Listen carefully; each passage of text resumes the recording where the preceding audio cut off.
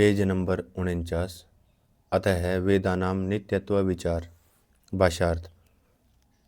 अब वेदों के नित्यत्व का विचार किया जाता है। सो वेद ईश्वर से उत्पन्न हुए हैं, इससे वे स्वतः नित्य स्वरूप ही हैं, क्योंकि ईश्वर का सब सामर्थ्य नित्य ही है। भाष्यार्थ। प्रश्न।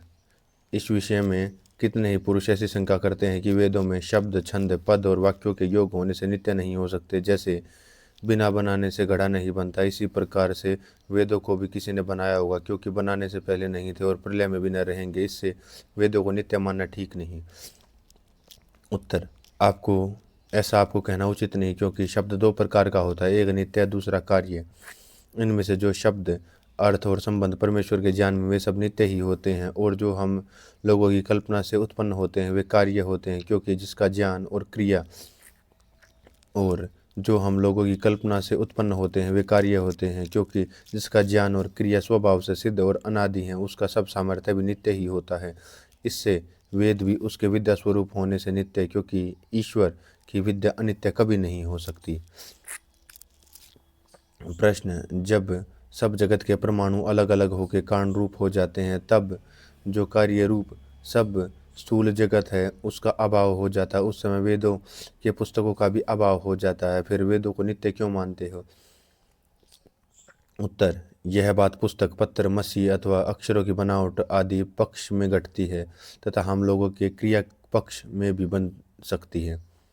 वेद पक्ष में नहीं घटती, क्योंकि वेद तो शब्द, अर्थ और संबंध स्वरूप ही हैं। मसी, कागज, पत्र, पुस्तक और अक्षरों की बनावट रूप नहीं है। यह जो मसी आदि द्रव्य और लेखन आदि कार्य हैं, सो मनुष्य की बनाई इससे अनित्य हैं, और ईश्वर के ज्ञान में सदा बने रहने से वेदों को हम नित्य मानते हैं। इससे क्या सिद्ध हुआ कि पढ़ना, पढ़ाना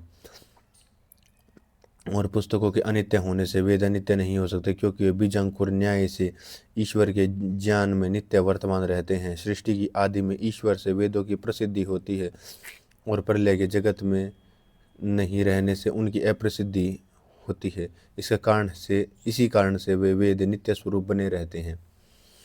जैसे इस कल्प की सृष्टि में शब्द, अक्षर, अर्थ और संबंध वेदों में है, इसी प्रकार से पूर्व कल्प में भी थे और आगे भी होंगे, क्योंकि जो ईश्वर की विद्या सो नित्य एक ही रस बनी रहती है। उनके एक एक अक्षर का भी विपरीत भाव कभी नहीं होता। सो ऋग्वेद से लेके चारों वेदों की संहिता सब जिस प्रकार की है कि इनमें शब्द, अर्थ, संबंध, पद और अक्षरों का जिस कर्म से वर्तमान है, इसी प्रकार का कर्म सब दिन बनता रहता है, क्योंकि ईश्वर का नित्य ज्ञान नित्य है, उसकी वृद्धि, क्षय और विपरीतता कभी नहीं होती। इसी कारण से वेदों को नित्य स्वरूप ही मानना चाहिए।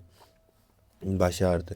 यह जो वेदों के नित्य होने का विषय है, इसमें व्याकरण आदि शास्त्रों का ही प्रमाण साक्षी के लिए लिखते हैं। इनमें से जो व्याकरण शास्त्र है, सो संस्कृत और भाषाओं के सब शब्द विद्या का मुख्य मूल प्रमाण है। उसके बनाने वाले महामुनि पाणिनि और पतंजलि हैं। उनका ऐसा मत है कि सब शब्द नित्य हैं, क्योंकि इन शब्दों में जितने अक्षरा आदि अवयव वे सब कुटस्थ अर्थात विनाश रहित हैं, और वे पूरा पर विचलते भी नहीं। उनका अभाव आगम कभी नहीं होता। इससे वैदिक अर्थात जो वेद के शब्द और वेद से जो शब्द लोक में आए हैं वे लौकिक कहते हैं, वे भी सब नित्य ही होते हैं, क्योंकि उन शब्दों के मध्य में सब वर्ण अविनाशी और अचल हैं, तथा इनमें लोग आगम और विकार नहीं बना सकते। इस कारण से पूर्वोक्त शब्द नित्य हैं। प्रश्न। गणपाठ, अष्टाध्यायी और महाभाष्य में अक्षरों के लोप, आगम और विकार आदि कहे गए हैं, फिर शब्दों का नित्यत्व कैसे हो सकता है? इस प्रश्न का उत्तर महाभाष्यकार पतंजलि मुनि देते हैं कि शब्दों के समुदाय के स्थानों में अन्य शब्दों के समुदाय का प्रयोग मात्र होता है। जैसे वेद पर गम, ड, सुम, भू, शप, तिप इस पद समुदाय वाक्य स्थान में वेद परागोद्भवत इस समुदाय अंतर का प्रयोग किया जाता है। इसमें किसी पुरुष की ऐसी बुद्धि होती है कि अम, ड, उम, श, प, ई, प इनकी निवृत्ति हो जाती है। सो उसकी बुद्धि में भ्रम मात्र है कि क्योंकि शब्दों के समुदाय के स्थान में दूसरे शब्दों के समुदाय के प्रयोग किए जाते हैं। सो यह मत दक्षी के पुत्र पाणिनि मुनि जी का है, जिन्होंने अष्टाध्यायी आदि व्याकरण के ग्रंथ किए हैं। सो मत इस प्रकार से है कि शब्द नित्य ही होते हैं, तथा कान से सुन के जिसका ग्रहण होता है, बुद्धि से जो जाने जाते हैं, जो वाक इंद्रिय से उच्चारण करने प्रकाशित होते हैं, और जिनका निवास स्थान आकाश है, उनको शब्द कहते हैं, क्योंकि जो उच्चारण और श्रवण आदि हम लोगों की क्रिया है उसे क्षणभंग भी अनित्य गिनी जाती है। इससे इससे शब्द अनित्य नहीं होते, क्योंकि यह जो हम लोगों की वाणी है वही वर्ण वर्ण के प्रति अन्य अन्य होती है, परंतु शब्द तो सदा अखंड एक रस बने रहते हैं। भाष्यार्थ। शब्द भी उच्चारण किए के पश्चात नष्ट हो जाता है और उच्चारण के पूर्व सुना नहीं जाता। जैसे उच्चारण की क्रिया अनित्य है, वैसे शब्द भी अनित्य हो सकते हैं। फिर शब्दों को नित्य क्यों मानते हो? उत्तर। शब्द तो आकाश की नहीं सर्वत्र एक रस भरे रहे हैं, परंतु जब उच्चारण क्रिया नहीं होती तब प्रसिद्ध सुनने में नहीं आते हैं। जब प्राण और वाणी की क्रिया से उच्चारण किए जाते हैं तब शब्द प्रसिद्ध होते हैं। जैसे गौ, इसके उच्चारण से जब पर्यंत उच्चारण क्रिया गकार में रहती है और पर्यंत ओकार में नहीं, जब ओकार में है तब गकार और विसर्जनीय में नहीं होती। इसी प्रकार वाणी की क्रिया की उत्पत्ति और नाश होता है, शब्दों का नहीं। किंतु आकाश में शब्द की प्राप्ति होने से शब्द तो अखंड एक रस सर्वत्र भरे रहे हैं, परंतु जब पर्यंत वायु और वाक इंद्रिय की क्रिया नहीं होती तब पर्यंत शब्दों का उच्चारण और श्रवण भी नहीं होता। इससे यह सिद्ध हुआ कि शब्द आकाश के न्याय नित्य हैं। जब व्याकरण शास्त्र के मत से शब्द नित्य होते हैं तो वेदों के शब्दों की कथा ही क्या कहनी, क्योंकि वेद के शब्द तो सब प्रकार से नित्य ही बने रहते हैं। भाष्यार्थ। इस प्रकार जैमुनि मुनि ने भी नित्य शब्द को नित्य माना है। शब्द में जो अनित्य होने की शंका आती है उसका तू शब्द से निवारण किया जाता है। शब्द नित्य ही हैं, अर्थात नाश रहित हैं, क्योंकि उच्चारण क्रिया से जो शब्द का श्रवण होता है सो अर्थ के जानने ही के लिए है। इससे शब्द अनित्य नहीं हो सकता। जो शब्द का उच्चारण किया जाता है उसकी ही प्रत्यभिज्ञा होती है। श्रोत्र द्वारा ज्ञान के बीच में वही शब्द स्थिर रहता है, फिर उसी शब्द से अर्थ की प्रतीति होती है। जो शब्द अनित्य होता है तो अर्थ का ज्ञान कौन कराता, क्योंकि वह शब्द ही नहीं रहा, फिर वह अर्थ को कौन जनावे। और जैसे अनेक देशों में अनेक पुरुष एक ही काल में एक ही गो शब्द का उच्चारण करते हैं, इसी प्रकार उसी शब्द का उच्चारण वारंवार भी होता है। इस कारण से भी शब्द नित्य है। जो शब्द अनित्य होता तो यह व्यवस्था कभी नहीं बन सकती थी। सो जैमुनि मुनि जी ने भी इस प्रकार के अनेक हेतुओं से पूर्व मीमांसा शास्त्र में शब्द को नित्य सिद्ध किया है। भाष्यार्थ। इसी प्रकार वैशेषिक शास्त्र में कणाद मुनि ने भी वेद ईश्वरोक्त हैं, इनमें सत्य विद्या और पक्षपात रहित धर्म का प्रतिपादन है, इससे चारों वेद नित्य हैं, ऐसा ही सब मनुष्य का मानना उचित है, क्योंकि ईश्वर नित्य है और उसकी विद्या भी नित्य है। भाष्यार्थ। वैसे ही न्याय शास्त्र में गौतम मुनि ने भी शब्द को नित्य कहते हैं। वेदों को नित्य ही मानना चाहिए, क्योंकि सृष्टि के आरंभ से लेके आज पर्यंत ब्रह्म आदि जितने आप्त आए हैं वे सब वेदों को नित्य मानते आए हैं, और उन आप्तों का अवश्य ही प्रमाण करना चाहिए, क्योंकि आप्त लोग वे होते हैं जो धर्मात्मा, कपट, छल आदि दोषों से रहित, सब विद्याओं से युक्त, महायोगी और सब मनुष्यों के सुख होने के लिए सत्य उपदेश करते हैं। उन्हें लेश मात्र ही पक्षपात व मिथ्याचार नहीं होता। उन्होंने वेदों का यथावत नित्य गुणों से प्रमाण किया है। उन्होंने आयुर्वेद को बनाया। जैसे आयुर्वेद वैद्यक शास्त्र के एक देश में कहे औषध और पथ्य के सेवन से रोग की भी निवृत्ति से सुख प्राप्त होता है, जैसे उसके एक देश में कहे से सत्य होने से उसके दूसरे भाग का भी प्रमाण होता है। इसी प्रकार वेदों का भी प्रमाण करना सब मनुष्य को उचित है, क्योंकि वेद के एक देश में कहे अर्थ का सत्यापन विदित होने से उससे जो भिन्न जो वेदों के भाग हैं कि जिनका अर्थ प्रत्यक्ष न हुआ उनका भी नित्य प्रमाण अवश्य करना चाहिए, क्योंकि आप्त पुरुष का उपदेश मिथ्या नहीं हो सकता। इस सूत्र के भाष्य में वात्स्यायन मुनि ने वेदों का नित्य पाठ, नित्य होना स्पष्ट प्रतिपादन किया है। जो आप्त लोग हैं वे वेदों के अर्थ को देखने, दिखाने और जानने वाले हैं, और जो उस मंत्र के अर्थ के दृष्टा वक्ता होते हैं वे ही आयुर्वेद आदि बनाने वाले हैं। और उनके जैसे उनके कथन आयुर्वेद में सत्य हैं, वैसे ही वेदों के नित्य मानने का उनका जो व्यवहार है सो भी सत्य ही है, ऐसा मानना चाहिए। क्योंकि जैसे आप्तों के उपदेशों का प्रमाण अवश्य होता है, वैसे ही सब आप्तों का भी जो परम आप्त सबका गुरु परमेश्वर है उसके किए वेदों का भी नित्य ही होना प्रमाण अवश्य मानना चाहिए। भाष्यार्थ।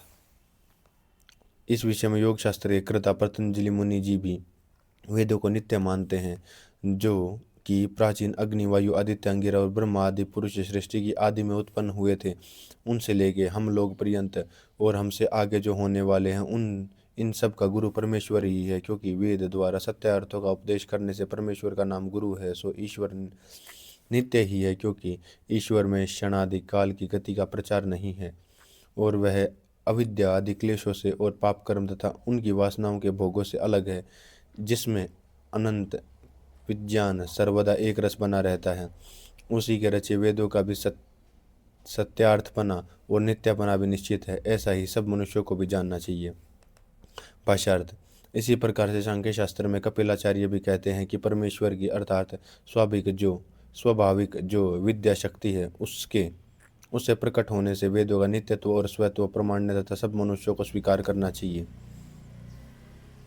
भाष्यार्थ। इसी प्रकार से वेदांत शास्त्र में वेदों के नित्य होने के विषय में व्यास जी ने भी लिखा है। इस सूत्र के अर्थ में शंकराचार्य ने भी वेदों को नित्य मान के व्याख्यान किया है कि ऋग्वेद आदि जो चारों वेद हैं वे अनेक विद्याओं से युक्त हैं, सूर्य के समान सब सत्य अर्थों के प्रकाश करने वाले हैं, उनका बनाने वाला सर्वज्ञ आदि गुणों से युक्त पर ब्रह्मा है। क्योंकि सर्वज्ञ ब्रह्मा से भिन्न कोई जीव सर्वज्ञ गुण युक्त इन वेदों को बना सके, ऐसा संभव कभी नहीं हो सकता। क्योंकि वेदार्थ विस्तार के लिए किसी जीव विशेष पुरुष से अन्य शास्त्र बनाना असंभव होता है।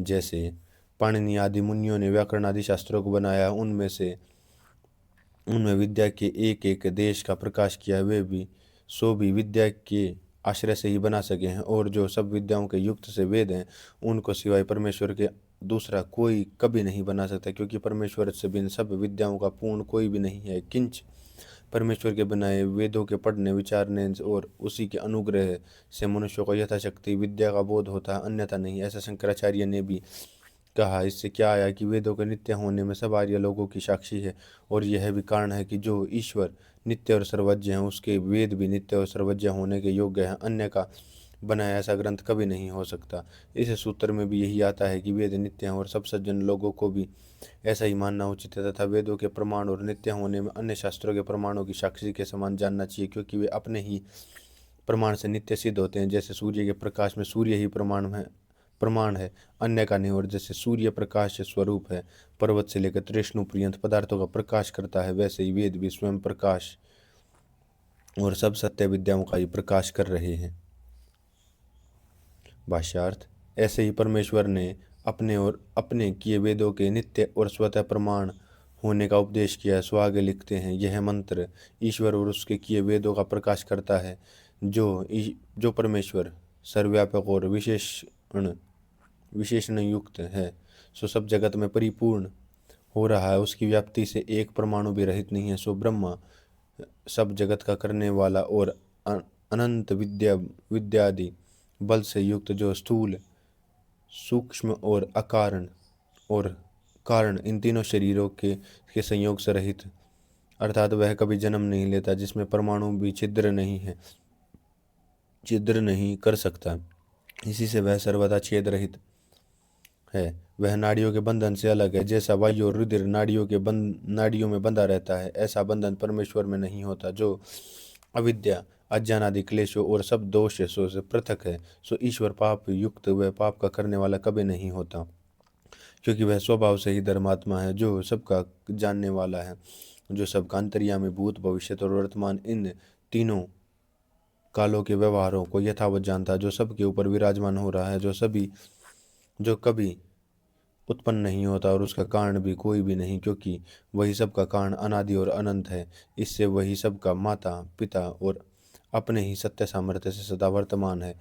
इत्यादि लक्षणों से युक्त जो सच्चिदानंद स्वरूप परमेश्वर है, उसने भी सृष्टि की आदि में अपनी प्रजा को, जो कि उसने सामर्थ्य में सदा से वर्तमान है, उसके सब सुखों के लिए सत्य अर्थों का उपदेश किया। इसी प्रकार जब परमेश्वर सृष्टि को रचता है, तब प्रजा के हित के लिए सृष्टि की आदि में सब विद्याओं से युक्त वेदों का भी उपदेश करता है। और जब सृष्टि का प्रलय होता है, तब वेद उसके ज्ञान में सदा बने रहते हैं। इससे उनको सदैव नित्य मानना चाहिए। भाष्यार्थ। जैसे शास्त्रों के प्रमाणों से वेद नित्य हैं, वैसे युक्ति से भी उनका नित्यपन सिद्ध होता है, क्योंकि असत्य से सत्य का होना अर्थात अभाव से भाव का कभी नहीं हो सकता तथा सत्य का अभाव कभी नहीं हो सकता।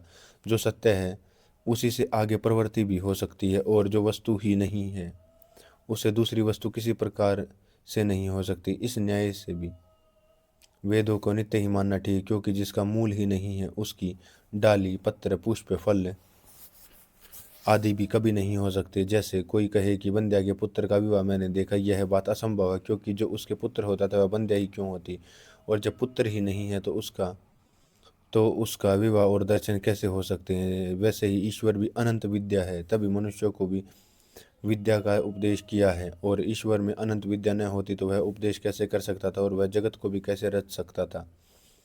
जो मनुष्यों को ईश्वर अपनी विद्या का उपदेश न करता तो किसी मनुष्य को विद्या और यथार्थ ज्ञान है सो कभी नहीं होता है, क्योंकि इस जगत में निर्मूल का होना व बढ़ना सर्वथा असंभव है। इससे यह जानना चाहिए कि परमेश्वर से वेद विद्या मूल को प्राप्त होकर मनुष्यों में विद्या रूप वृक्ष विस्तृत हुआ है। इसमें और भी युक्ति है कि जिसका सब मनुष्यों को अनुभव और प्रत्यक्ष ज्ञान होता है उसी का दृष्टांत देते हैं। देखो कि जिसका साक्षात अनुभव होता है कि उसी का ज्ञान में संस्कार होता है, संस्कार संस्कार से स्मरण, स्मरण से इष्ट में प्रवृत्ति और अनिष्ट की निवृत्ति, अन्यथा नहीं। जो संस्कृत भाषा को पढ़ता है उसके मन में उसी का संस्कार होता है, अन्य भाषा का नहीं। जो किसी देश भाषा को पढ़ता है उसको देश भाषा का संस्कार होता है, अन्य का नहीं। इसी प्रकार जो वेदों का उपदेश ईश्वर न करता तो किसी मनुष्य को विद्या का संस्कार नहीं होता। जब विद्या का संस्कार न होता तो उसका स्मरण भी न होता, स्मरण से बिना किसी मनुष्य को विद्या का लेश भी न होता। इस युक्ति से भी यह जाना जाता है कि ईश्वर के उपदेश से वेद को सुन पढ़ के और विचार के ही मनुष्यों को विद्या का संस्कार आज पर्यंत होता चला आया, अन्यथा कभी नहीं हो सकता। पदार्थ मनुष्यों की स्वभाव से जो चेष्टा है उसमें सुख और दुख का अनुभव होता है, उससे उत्तर उत्तर काल में कर्मानुसार से विद्या की वृद्धि भी अवश्य होगी। तब वेदों को भी मनुष्य लोग रच लेंगे, फिर ईश्वर ने वेद रचे ऐसा क्यों माने। इसका समाधान वेदोपत्ति के प्रकरण में कर दिया गया है। वहीं से निर्णय किया है कि जैसे इस समय में अन्य विद्वानों से पढ़े बिना कोई विद्यावान नहीं होता, और इसी के बिना किसी मनुष्य में ज्ञान की वृद्धि भी देखने में नहीं आती, वैसे ही सृष्टि के आरंभ में ईश्वरोपदेश की प्राप्ति के बिना किसी मनुष्य की विद्या और ज्ञान की बढ़ती कभी नहीं हो सकती। इसमें अशिक्षित बालक और वनवैश्यों का दृष्टांत दिया गया था। जैसा उस बालक को वन में रहने वाले मनुष्य को यथावत विद्या का ज्ञान नहीं होता तथा अच्छे प्रकार उपदेश के बिना उसको लोक व्यवहार का भी ज्ञान नहीं होता, फिर विद्या की प्राप्ति तो अत्यंत कठिन है।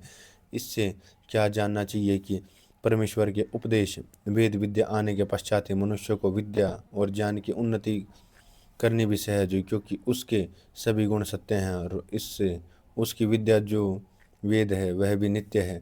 जो नित्य वस्तु उसके नाम गुण कर्म भी नित्य होते हैं, क्योंकि उनका आधार नित्य है, और बिना आधार से नाम गुण और कर्म आदि स्थिर नहीं हो सकते, क्योंकि वे द्रव्यों के आश्रय सदा रहते हैं। जो अनित्य वस्तु है उसके नाम गुण और कर्म भी अनित्य होते हैं। सो नित्य किसको कहना। जो उत्पत्ति और विनाश से पृथक है उसका उत्पत्ति कहाती है, जो कि अन्य द्रव्यों के संयोग विशेष से स्थूल पदार्थ का उत्पन्न होना, और जब से वे पृथक पृथक हो गए उन द्रव्यों के वियोग से उस जो कारण से उनकी परमाणु अवस्था होती है उसको विनाश कहते हैं। और जो द्रव्य संयोग से स्थूल होते हैं वे चक्षु आदि इंद्रियों में देखने में आते हैं, फिर उन स्थूल द्रव्यों के परमाणुओं का वियोग हो जाता है, तब सूक्ष्म के होने से वे द्रव्य देख नहीं पड़ते। इसका नाम नाश है, क्योंकि अदर्शन को ही नाश कहते हैं। जो द्रव्य संयोग और वियोग से उत्पन्न और नष्ट होता है उसी को कार्य और अनित्य कहते हैं। जो संयोग वियोग से अलग है उसकी न कभी उत्पत्ति और न कभी नाश होता है। इस प्रकार पदार्थ एक परमेश्वर और दूसरे जगत का कारण है, क्योंकि वह सदा अखंड एक रस्सी बना रहता है, इसी को नित्य कहते हैं। इसमें कणाद मुनि के भी सूत्र के प्रमाण है।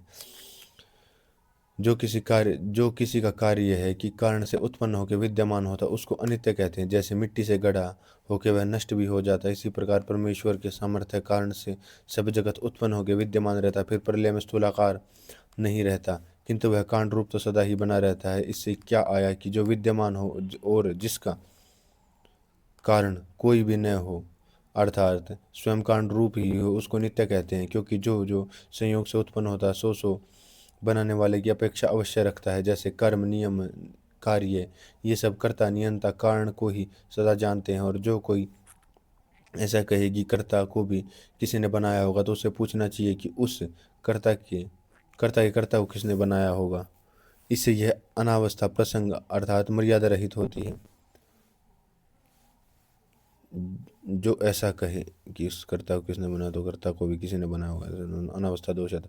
जिसकी मर्यादा नहीं है वह व्यवस्था के योग्य नहीं ठहर सकता, और जो संयोग से उत्पन्न होता है वह प्रकृति और परमाणु आदि का संयोग करने में समर्थ नहीं हो सकता।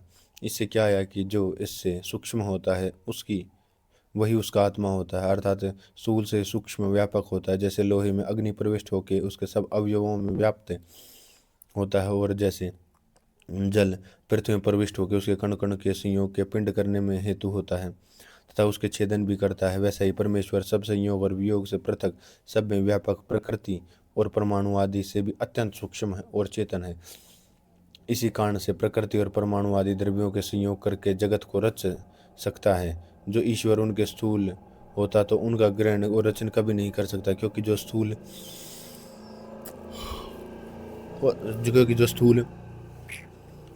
पदार्थ होते हैं वे सूक्ष्म पदार्थों के नियम करने में समर्थ नहीं होते। जैसे हम लोग प्रकृति और परमाणु आदि के संयोग और वियोग करने में समर्थ नहीं होते, क्योंकि जो संयोग वियोग के भीतर है वह उसके संयोग वियोग करने में समर्थ नहीं हो सकता।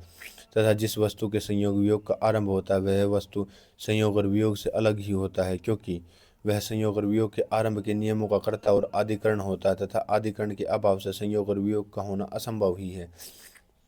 इसे क्या जानना चाहिए कि जो सदा निर्विकार स्वरूप, अज, नित्य, अनादि, सत्य, सामर्थ्य से युक्त और अनंत विद्या वाला ईश्वर है। उसकी विद्या से वेदों के प्रकट होने और उसके ज्ञान में वेदों के सदैव वर्तमान रहने और वेदों के सत्यार्थ युक्त और नित्य सब मनुष्यों को मानना योग्य है। यह संक्षेप में वेदों के नित्य होने का विचार किया है। इति वेदानाम नित्यत्व विचार। अतः है वेद विषय विचार। भाष्यार्थ। अब वेदों के नित्यत्व विचार के उपरांत वेदों में कौन कौन से विषय किस किस प्रकार के हैं और किस किस का इसका विचार किया जाता है। वेदों में अवयव रूप विषय तो अनेक है, परंतु उनमें से चार मुख्य हैं। एक विज्ञान, सब पदार्थों का यथार्थ ज्ञान। दूसरा कर्म, तीसरा उपासना, चौथा ज्ञान। विज्ञान उसको कहते हैं जो कर्म, उपासना और ज्ञान इन तीनों से यथावत उपयोग लेना और परमेश्वर से लेके तृण पर्यंत पदार्थों का साक्षात बोध का होना, उससे यथावत उपयोग का कराना। इससे यह विषय इन चारों में भी प्रधान ही है, क्योंकि इसी में वेदों का मुख्य तात्पर्य सो भी दो प्रकार का। एक तो परमेश्वर का यथावत ज्ञान और दूसरा उसकी आज्ञा का बराबर पालन करना, और दूसरा यह है कि उसके रचे हुए सब पदार्थों के गुणों को यथावत विचार के उनसे कार्य सिद्ध करना। अर्थात ईश्वर ने कौन कौन से पदार्थ किस किस प्रयोजन के लिए रचे हैं, और इन दोनों में से ईश्वर का जो प्रतिपादन है सो प्रधान ही है। इससे आगे कठवली आदि के प्रमाण लिखते हैं। परमपद अर्थात जिसका नाम मोक्ष है, जिसमें परब्रह्मा को प्राप्त होके सदा सुख में ही रहना है, जो सब आनंदों से युक्त, सब दुखों से रहित और बड़ा सर्वशक्तिमान परब्रह्मा है, जिसके नाम ओम आदि हैं। उसी में सब वेदों का मुख्य तात्पर्य है। इसमें योग सूत्र का ही प्रमाण है। परमेश्वर का नाम ही ओमकार नाम है, तथा ओम और खम ये दोनों ब्रह्मा के ये नाम हो, और उसी की प्राप्ति कराने में सब वेद प्रवृत्त हो रहे हैं। उसकी प्राप्ति के आगे किसी पदार्थ की प्राप्ति उत्तम नहीं है, क्योंकि जगत का वर्णन, दृष्टांत और उपयोग आदि का करना ये सब परब्रह्मा को ही प्रकाशित करते हैं, तथा सत्य धर्म के अनुष्ठान जिनको तप कहते हैं वे ही परमेश्वर ही की प्राप्ति के लिए हैं। तथा ब्रह्मचर्य, ग्रस्त, वानप्रस्थ और संन्यास आश्रम के सत्याचरण रूप जो कर्म है वे भी परमेश्वर ही की प्राप्ति कराने के लिए हैं। जिस ब्रह्मा की प्राप्ति की इच्छा करके विद्वान लोग प्रयत्न और उसी का उपदेश भी करते हैं। जिस ब्रह्मा की प्राप्ति की इच्छा करके विद्वान लोग प्रयत्न और उसी का उपदेश करते हैं। नचिकेता और यम दोनों का परस्पर यह संवाद है कि नचिकेत जो अवश्य प्राप्ति करने योग्य परम ब्रह्मा है उसी का मैं तेरे लिए संक्षेप से उपदेश करता हूँ। और यहाँ भी जानना उचित है कि अलंकार रूप तथा कथा से नचिकेता के नाम से जीव और यम से अंतर्यामी परमात्मा को ही समझना चाहिए। वेद में दो विद्या, एक परा विद्या, दूसरी अपरा विद्या। इनमें जो अपरा है यह है कि जिसने पृथ्वी और तृण से लेकर प्रकृति पर्यंत पदार्थों के गुणों के ज्ञान से ठीक ठीक कार्य सिद्ध करना होता है। दूसरी परा है जिससे सर्वशक्तिमान ब्रह्मा की यथावत प्राप्ति होती है। यह परा विद्या अपरा विद्या से अत्यंत उत्तम है। यह परा विद्या अपरा विद्या से अत्यंत उत्तम है अपरा क्योंकि अपरा विद्या का ही उत्तम फल परा विद्या है। भाष्यार्थ। और भी इस विषय में ऋग्वेद आदि का ही प्रमाण है, अर्थात व्यापक जो परमेश्वर है उसका अत्यंत उत्तम आनंद स्वरूप जो प्राप्ति होने के योग्य है उसका, अर्थात जिसका नाम मोक्ष है, उसको सूर्य है अर्थात विद्वान लोग सब काल में देखते हैं। वह कैसा है कि सब में व्याप्त हो रहा है और उसमें देश काल और वस्तु का भेद नहीं है, अर्थात उस देश में है और इस देश में नहीं, तथा उस काल में था इस काल में नहीं, उस वस्तु में है और इस वस्तु में नहीं। इसी कारण से सब पद सब जगह में वह में सब को प्राप्त होता है, क्योंकि वह ब्रह्मा सब ठिकाने परिपूर्ण है। इसमें यह दृष्टांत है कि जैसे सूर्य का प्रकाश आवरण रहित आकाश में व्याप्त होता है वैसे, और जैसे उस प्रकाश में नेत्र की दृष्टि व्याप्त होती, इसी प्रकार परब्रह्मा पद भी स्वयं प्रकाश सर्वत्र व्याप्तवान हो रहा है। उस पद की प्राप्ति से भी कोई भी प्राप्ति उत्तम नहीं है, इसलिए चारों वेद उसी की प्राप्ति के लिए विशेष करके प्रतिपादन कर रहे हैं। इस विषय में वेदांत शास्त्र के व्यास मुनि के सूत्र का ही प्रमाण है। सब वेद वाक्यों में ब्रह्मा का ही विशेष करके प्रतिपादन है, कहीं कहीं साक्षात रूप और कहीं कहीं परंपरा से। इसी कारण में वह परब्रह्मा वेद का परम अर्थ है, तथा इस विषय में यजुर्वेद का ही प्रमाण है। जिस परब्रह्मा से दूसरा कोई भी उत्तम पदार्थ प्रकट अर्थात नहीं है, जो सब विश्व अर्थात सब जगह व्याप्त हो रहा है, वही सब जगत का पालन करता और अध्यक्ष है। जिसने अग्नि सूर्य बिजली इन तीनों ज्योतियों को प्रकाश प्रजा के प्रकाश के लिए रच के संयुक्त किया है, और जिसका नाम षोडशी है, अर्थात एक ईक्षण, षोडशी अर्थात 16 कला वाला, ईक्षण जो एक, जो ईक्षण जो यथार्थ विचार 2, प्राण और सब विषयों का धारण करने वाला 3, श्रद्धा सत्य में विश्वास 4, आकाश 5, वायु 6, अग्नि 7, जल 8, पृथ्वी 9, इंद्रिय 10, मन 11, अन्न 12, वीर्य अर्थात बल और पराक्रम 13, तप अर्थात धर्मानुष्ठान सत्याचार 14, मंत्र अर्थात वेद विद्या 15, कर्म अर्थात सब चेष्टा 16, नाम अर्थात दृश्य और अदृश्य पदार्थों की संज्ञा से ये 16 कला कहती हैं। ये सब ईश्वर ही के बीच में है, उसी को षोडशी, ये सब ईश्वर ही के बीच में है और ये सब षोडशी कहलाती हैं। इन्हीं 16 कलाओं के प्रतिपादन का प्रश्नोपनिषद के 6ठे प्रश्न में भी लिखा गया है। इससे परमेश्वर ही वेदों का मुख्य अर्थ है, और इससे पृथक जो यह जगत है सो वेदों का गौण अर्थ है, और इन दोनों में से जो से प्रदान का ही ग्रहण होता है। इससे क्या आया कि वेदों का प्रमुख मुख्य तात्पर्य परमेश्वर ही की प्राप्ति कराने और प्रतिपादन करने में है। उस परमेश्वर के उपदेश रूप वेदों के कर्म, उपासना और ज्ञान, इन तीनों कांडों का इस-लोक और परलोक के व्यवहारों के फलों की सिद्धि और यथावत उपकार करने के लिए सब मनुष्य इन चारों विषयों के अनुष्ठानों में पुरुषार्थ करे, यही मनुष्य देह धारण का फल है। पाश्चार्थ। उनमें से दूसरा कर्मकांड विषय है, सो सब क्रिया प्रदान ही है, जिसके बिना विद्याभ्यास ज्ञान पूर्ण नहीं हो सकता, क्योंकि मन का योग बाहर की क्रिया और भीतर के व्यवहार में सदा रहता है। वह अनेक प्रकार का है, परंतु उसके 2 भेद मुख्य हैं, एक परमार्थ दूसरा लोक व्यवहार, अर्थात पहले से परमार्थ और दूसरे से लोक व्यवहार की सिद्धि करनी होती है। प्रथम जो परम पुरुषार्थ रूप कहा उसमें परमेश्वर की स्तुति अर्थात उसके सर्वशक्तिमत्वादि गुणों का कीर्तन, उपदेश और श्रवण करना, प्रार्थना अर्थात जिस करके ईश्वर की सहायता की इच्छा करनी, उपासना अर्थात ईश्वर के स्वरूप में मग्न होकर उसकी सत्य भाषण आदि आज्ञा का यथावत पालन करना, सो उपासना वेद और पतंजलि योग शास्त्र की रीति से ही करना चाहिए। तथा धर्म का स्वरूप न्यायाचरण है। न्यायाचरण उसको कहते हैं जो पक्षपात को छोड़ के सब प्रकार के सत्य का ग्रहण और असत्य का परित्याग करना। इसी धर्म का जो ज्ञान और अनुष्ठान का यथावत करना है, सो ही कर्म कांड का प्रधान भाग है। और दूसरा यह है कि जो पूर्वोक्त अर्थ, काम और उनकी सिद्धि करने वाले साधनों की प्राप्ति होती है।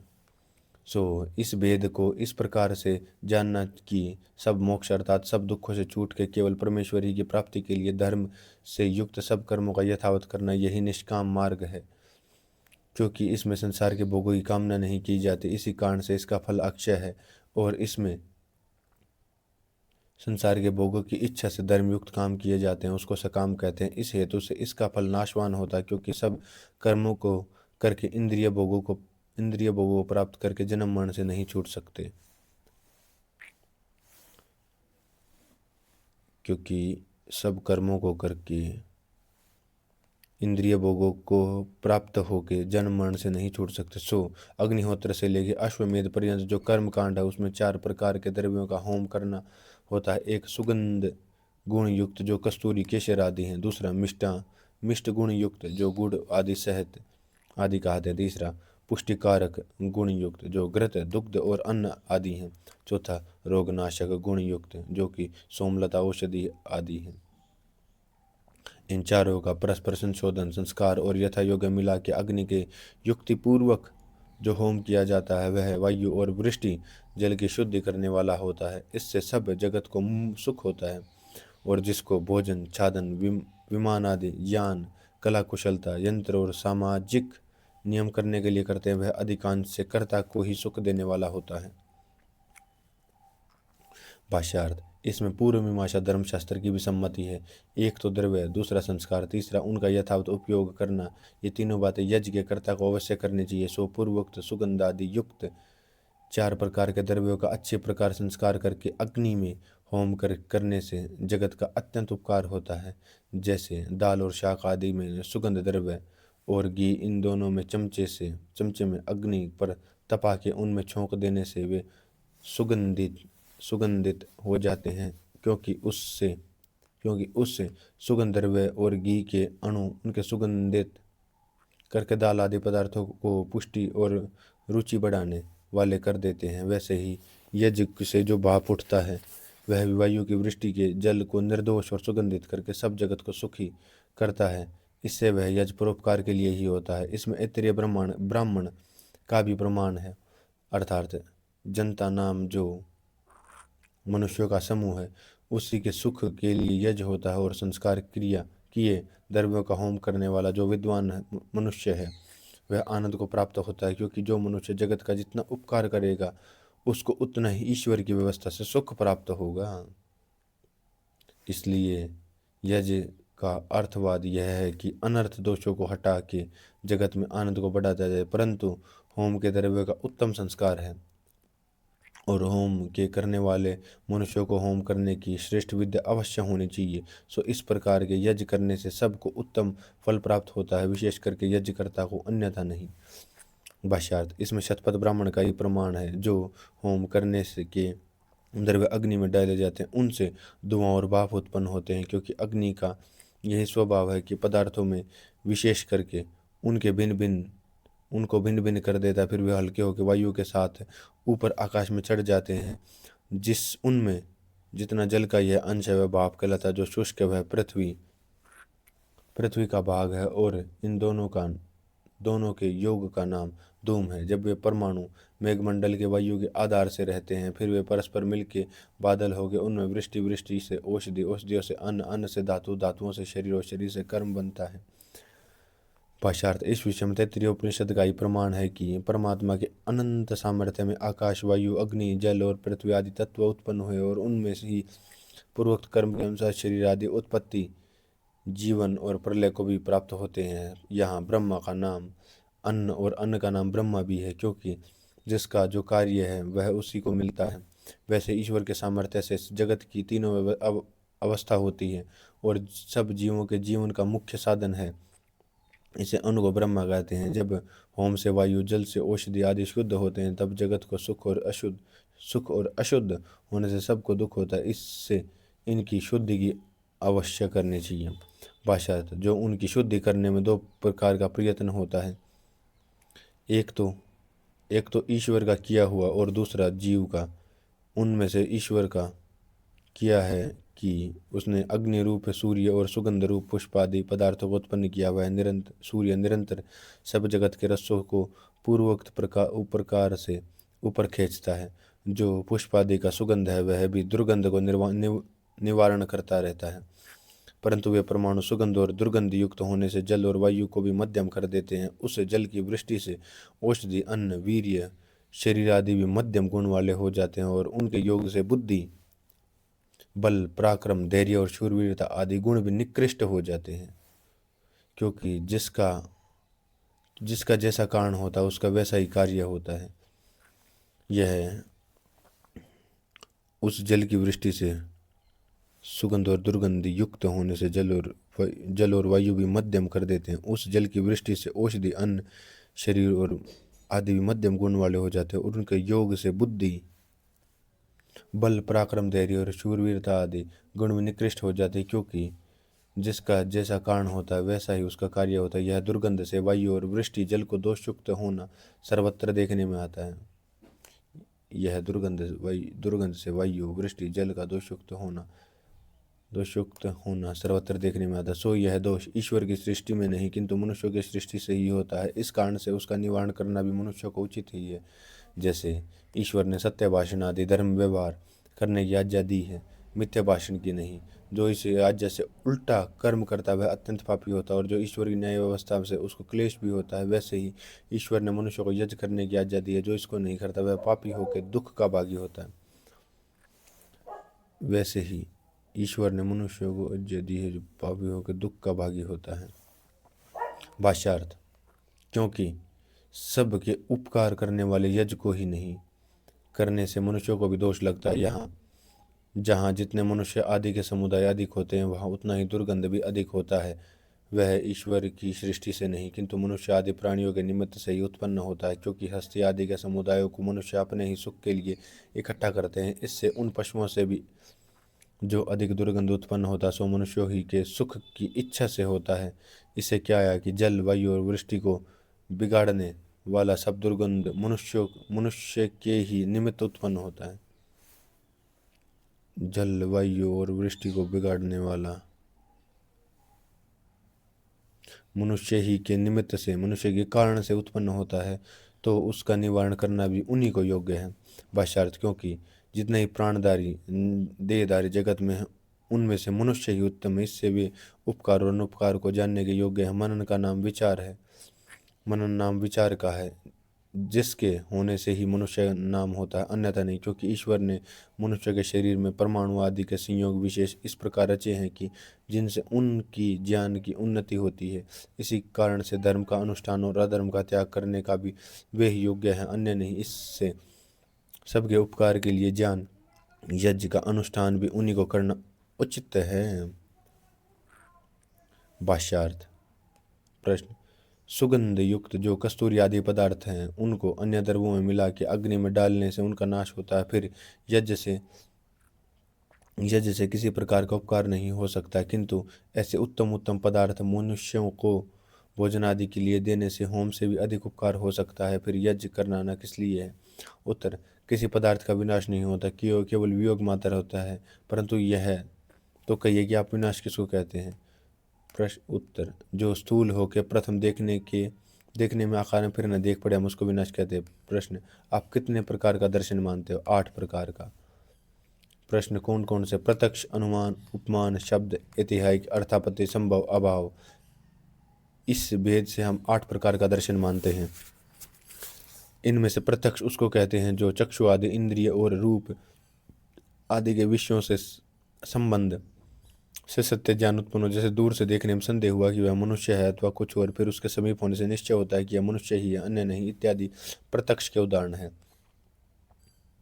अर्थापत्ति और जो अनुमान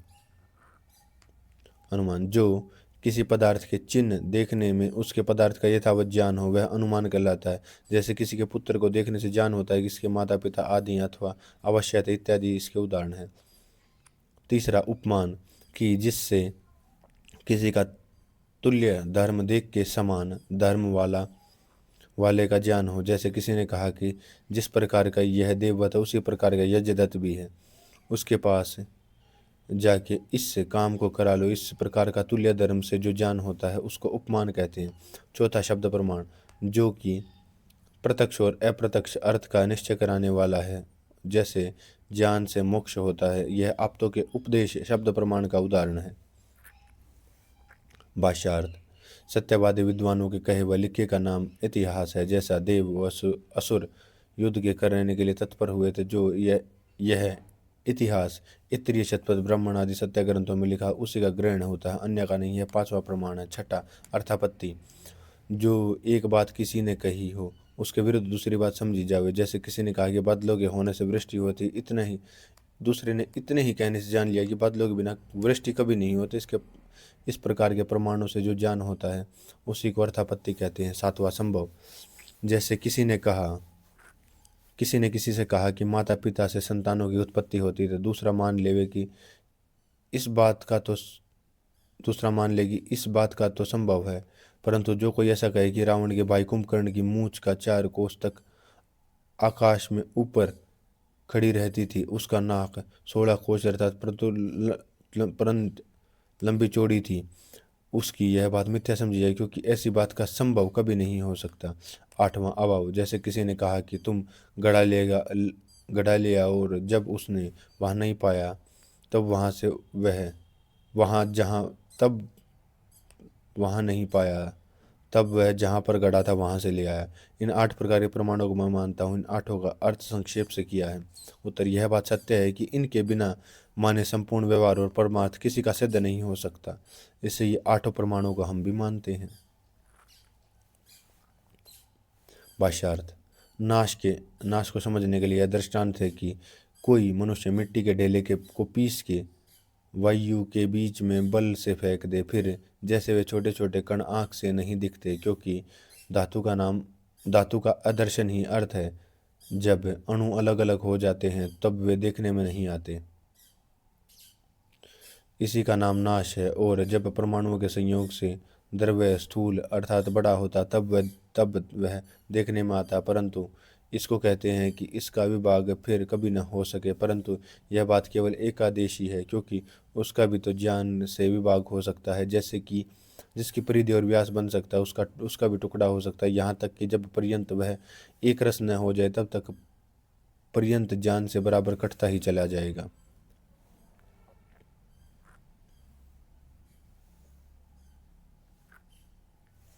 भाष्यार्थ, वैसे ही जो सुगंधादि युक्त द्रव्याग्नि में डाला जाता है, उसके अणु अलग अलग होकर आकाश में रहते हैं, क्योंकि किसी द्रव्य का वस्तुता से अभाव नहीं होता। इससे वह दुर्गंध आदि दोषों का निवारण करने वाला अवश्य होता है। फिर उससे वायु और वृष्टि जल की शुद्धि होने से जगत का बड़ा उपकार और सुख होता है। इस कारण से यज्ञ को करना चाहिए। प्रश्न, जो यज्ञ से वायु और वृष्टि जल की शुद्धि करना मात्र ही प्रयोजन है, तो इसकी सिद्धि अतर और पुष्प आदि के घरों में रखने से भी हो सकती है। इतना बड़ा परिश्रम यज्ञ में क्यों करना? उत्तर, यह कार्य अन्य किसी से सिद्ध नहीं हो सकता, क्योंकि अतर और पुष्प आदि का सुगंध तो उसी दुर्गंध वायु में मिल के रहता है और उसके छेदन करके उसको बाहर नहीं निकाल सकता, और न वह ऊपर चढ़ सकता है, क्योंकि वह उसमें हल्कापन नहीं होता। उसके उसी अवकाश में रहने से बाहर का शुद्ध वायु उस ठिकाने में जा भी नहीं सकता, क्योंकि खाली जगह के बिना दूसरे का प्रवेश नहीं हो सकता। फिर सुगंध और दुर्गंध युक्त वायु के वहीं रहने से रोग नाश आदि की फल भी नहीं होते।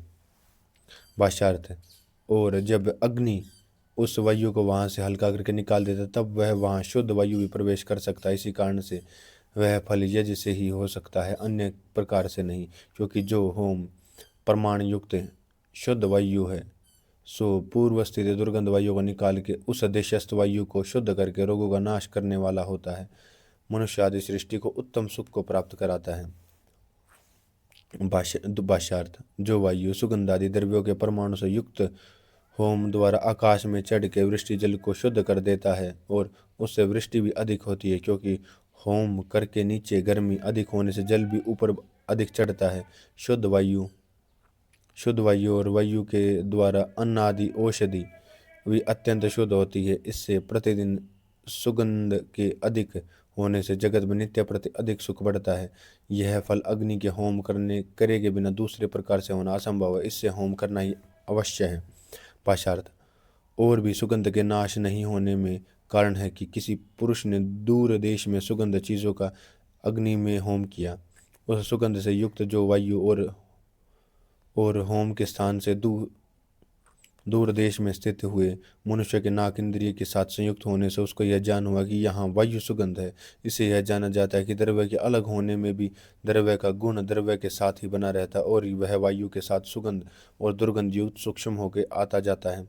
परंतु जब वह द्रव्य दूर चला जाता है तब उसके नाक इंद्रिय से संयोग भी छोड़ देता है। फिर बाल बुद्धि मनुष्यों का ऐसा भ्रम होता है कि वह सुगंधित द्रव्य नहीं रहा, परंतु यह उनको अवश्य जानना चाहिए कि वह सुगंध द्रव्य आकाश में वायु के साथ ही बना रहता है। इससे अन्य को भी होम करने के बहुत से उत्तम फल हैं, उनको बुद्धिमान लोग विचार से जान लेंगे।